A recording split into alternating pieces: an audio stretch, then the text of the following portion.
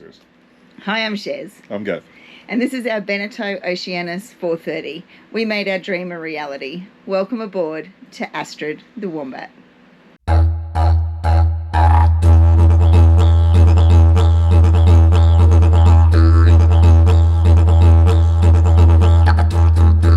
What's up, friends?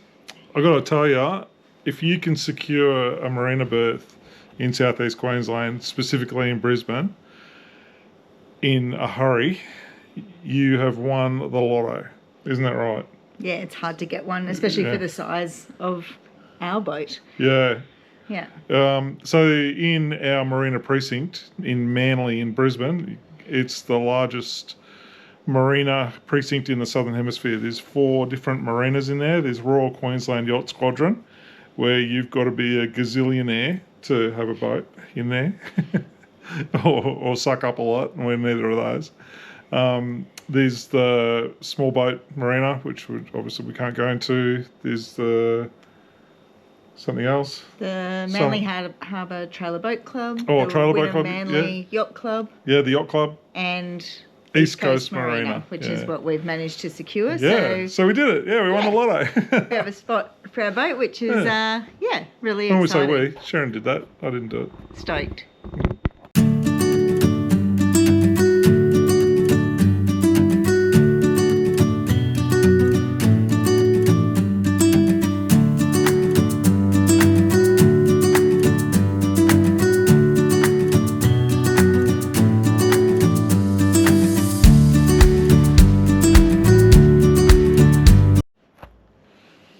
Hey guys, we've been busy trying to work out the navigation to get us back from Townsville using Navionics and on the iPad. I bought an iPad.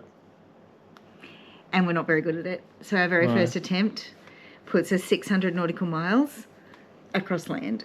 Yeah. Keep watching for more.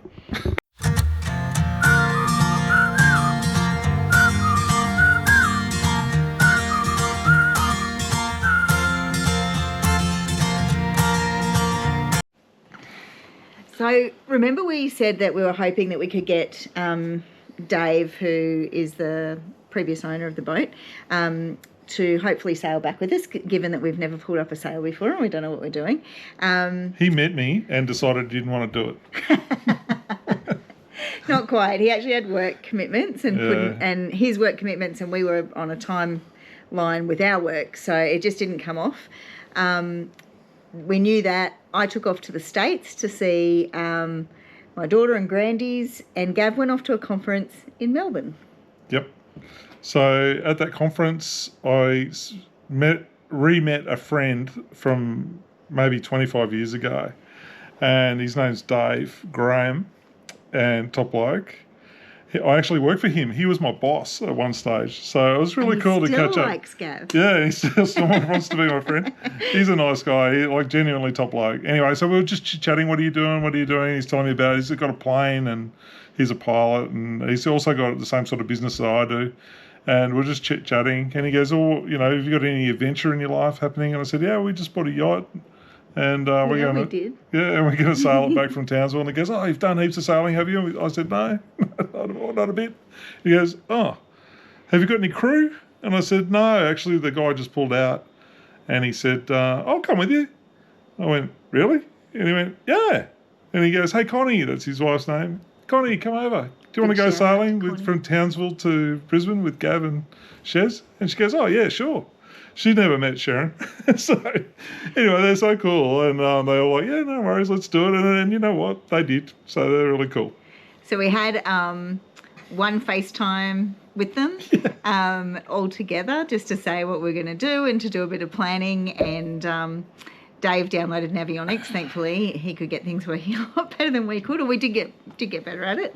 But we had that one planning, and then we created a little Facebook group between us called Bringing Astrid Home, and we were just messaging in that non-stop, ready to go up. So we were pretty stoked. So 4 of us to bring her home, super nice people. But yeah, I'd met them literally once before. Gav knew them amazing quite friends, well. Amazing friends. Yeah, just the coolest people. You're going to get to see a lot more of them. Yeah, that's for sure. Wow, the planning phase heading out up to get the boat was really, really exciting. We had a lot of plans. We were going to go spend a couple of days to go snorkeling at the Whitsundays, so really excited about that. Maybe go to Whitehaven Beach. Yeah. If you don't know what Whitehaven cool. Beach is, because you don't live in Australia, Google it. It is the most beautiful place in the world. So we're like, you know, because bringing the boat back will be through the Whitsundays, and really, really excited with that. And you know, we're excited to learn how to sail and get some of that under our belt, and maybe do an overnight sail. That was something we were toying with, that idea that we might get to do an overnight sail, exciting. Which is pretty cool. Hey? If you've got any ideas about overnight sailing, or sailing in general, or anything to do with boats, I'll take the opportunity to just send us a little message down below there. Maybe give us a few tips. We'd love some tips. We know about the money part already, right? So we don't need to know about throwing another 1,000 in, because we've already chucked lots of thousands at it. So the actual sailing advice. Yeah, that'd be great. Please do. Yeah, don't hesitate. So it's an interesting thing. I'd seen the boat twice already. Gav had just seen the videos that I took going up. But how are you feeling about the fact that, you know, the time was closing and we're about to go and you were going to set foot on it for the first time? How did that feel? From a financial perspective, chucking heaps of money at something, it actually felt really good. I didn't care about that. I think it was pretty cool, and I trust you. And from a boat perspective, I was thinking it was going to be, you know, something 60 foot made by Riviera and a couple of $1 million worth. That'd be cool. No, I'd already seen the boat with the previous, you know, with ones that we'd looked at, so I knew what the boat was going to, the size and the layout and all that sort of stuff. What I didn't expect was the feeling of a little bit nervous. I felt a little bit nervous.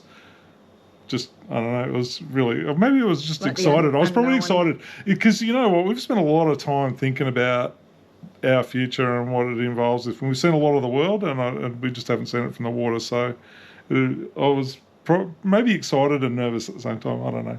Does that sound, was that probably right? That sounds about right. Yeah, I was pretty... I also was nervous about you seeing it for the first time. Yeah, but I was peeking a bit, wasn't I? I was like, come on, let's go. Yeah, for sure. Yeah. For sure.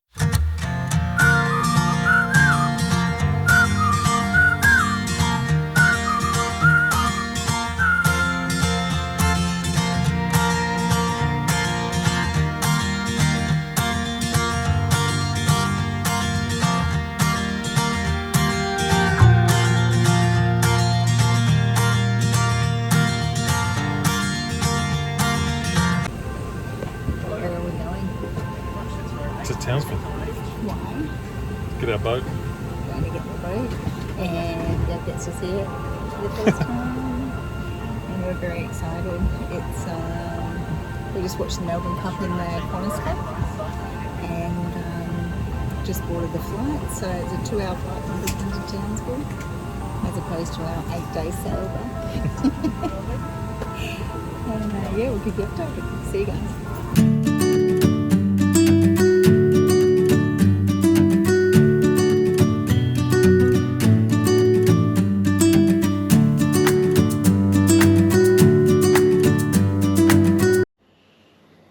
We touched down in Townsville pretty late in the day. I think it was like about 6:37 or something like that.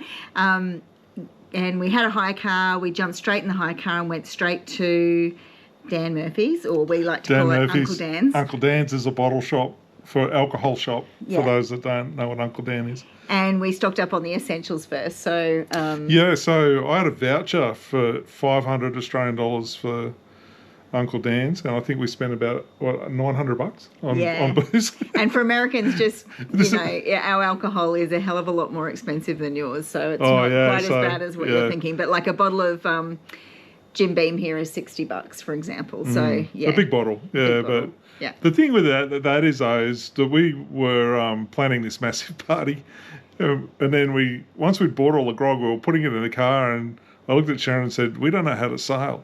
It's not like we should be pissed the whole time." So yeah. But anyway, we got lots all of the booze. grog. Yeah, it was good. We were set. Yep, still drinking it.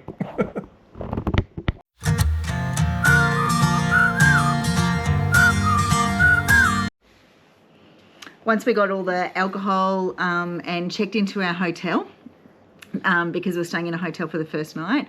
It was actually time to walk down to the Townsville Yacht Club and for Gav to see the boat for the first time and for us to step aboard as owners for the first time, which is really exciting. And I gave Gav the walk down memory lane as we walked down there. You know, this is where I stood when I rang you and said that I had a signed contract. And yeah, I'm sure I was excited to know all the, the details, you know.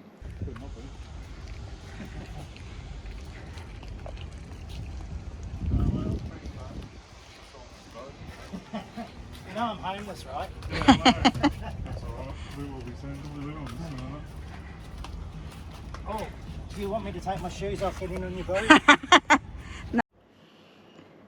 So what did you think when you first saw the boat? Well, as you walk in Townsville, you sort of walk along a main pier and then all the fingers come off it. So you could see it, as you were walking, you could see the back of the boat. It was pretty cool. So instantly, I loved it. I thought it was great. I mean, I knew it would. I mean, been seeing videos and stuff and, you know. But I was relieved that it was just really, really...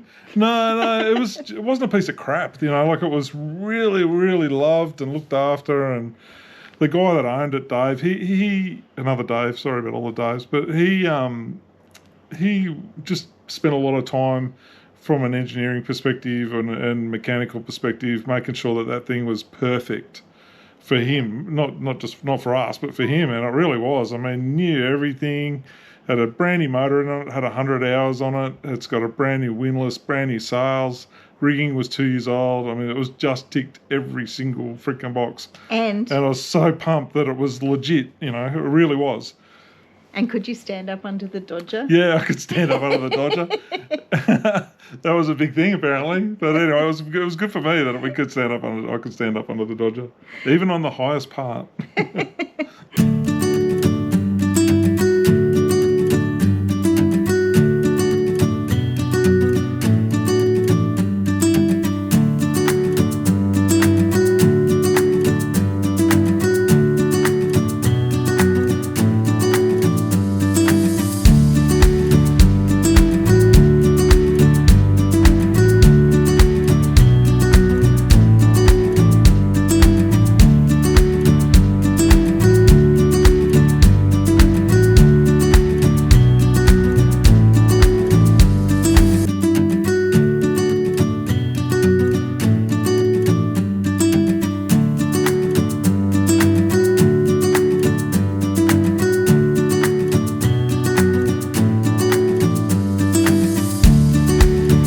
The next morning we got up. I had to go to work the next day, and so Gav did some jobs. Provisioning. You got some meat. Yeah. Yep. You know how you watch the YouTube videos and everyone's got spreadsheets and lists, and we had also watched those videos and we didn't do any of that. We did. We had a heap of lists. They've seen the lists. We've done an episode on the lists. Well, I didn't have the list. Well, I made a list for you. Oh, You I didn't spent take it. $700 on meat at the butcher's. Probably shouldn't have spent so much. And as it turns out, probably shouldn't have spent so much. But anyway, it was delicious meat, wasn't it? Yeah. And so after that, Sharon finished and we went and did proper provisioning. And so getting all the dry goods and the stuff from salad and fruit and all the rest of the stuff that we're going to eat. It was pretty good, actually. It was a lot of fun.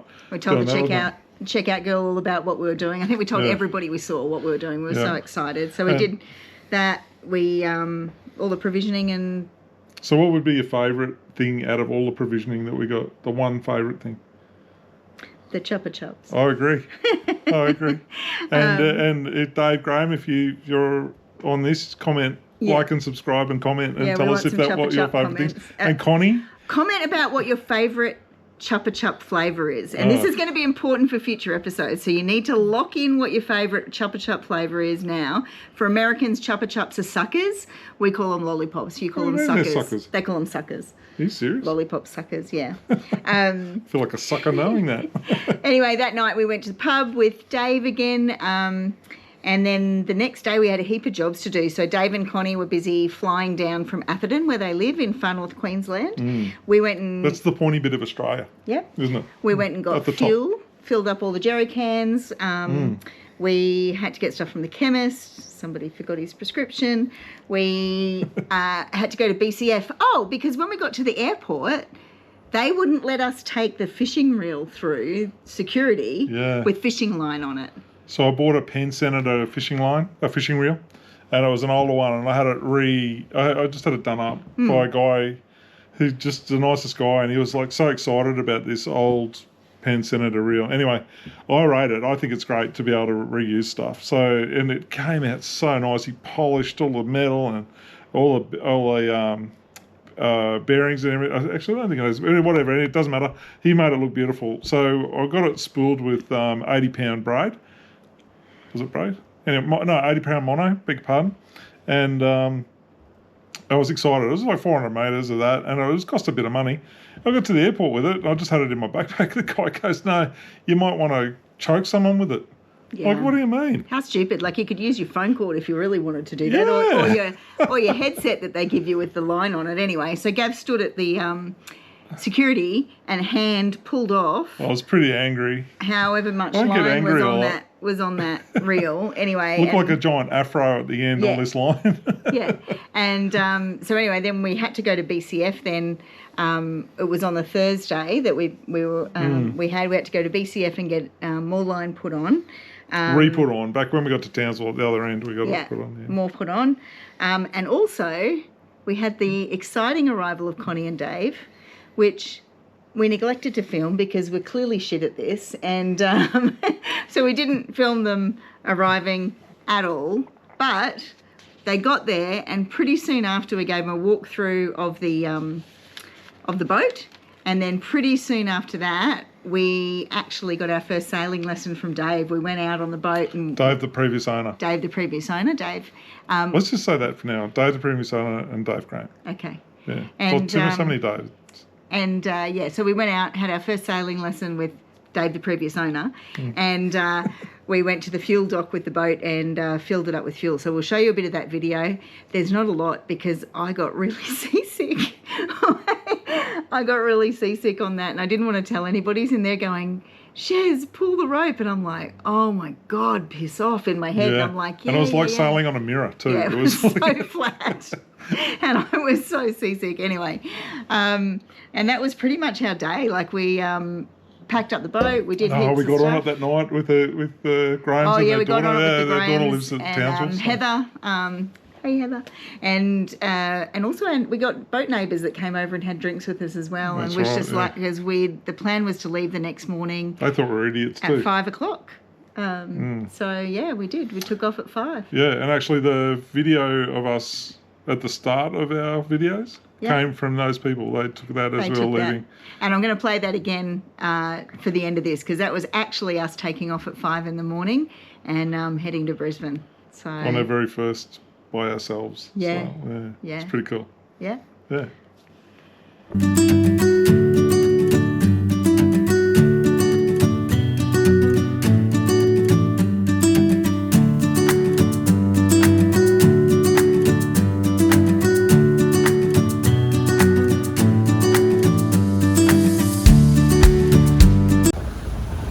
And she's good.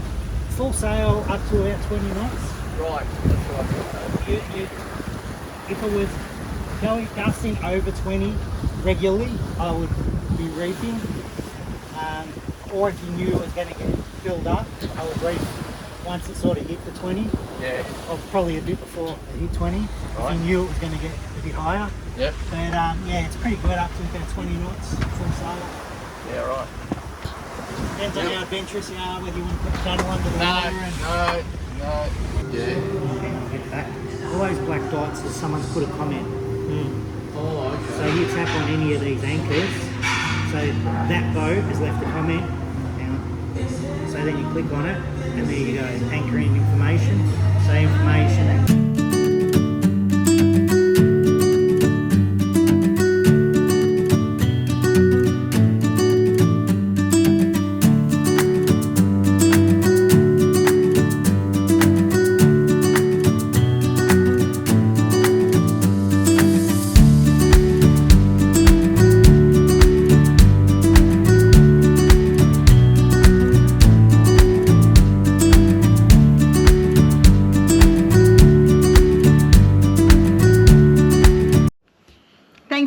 watching, everybody. Please like and subscribe. We love it when you leave comments so that we can reply to you. We really love that. We've got it hooked up to our phones now too, so if we hear a ping, it's all good when there's only 27 people, watching. But one day might there'll change. be millions. But anyway, so you just saw there us leaving Townsville at 5 a.m. So obviously now it's on. Next episode is going to be the start of our exciting trip, Townsville to Brisbane, and our first day of sailing. So You're making it sound like it was all fine and peaches. I got a tip for you for the next video. It's not. It's really bad. Yeah, a few things go wrong. Just a couple of things. Anyway, next video. Catch you on the flip side. Thanks, guys. See ya.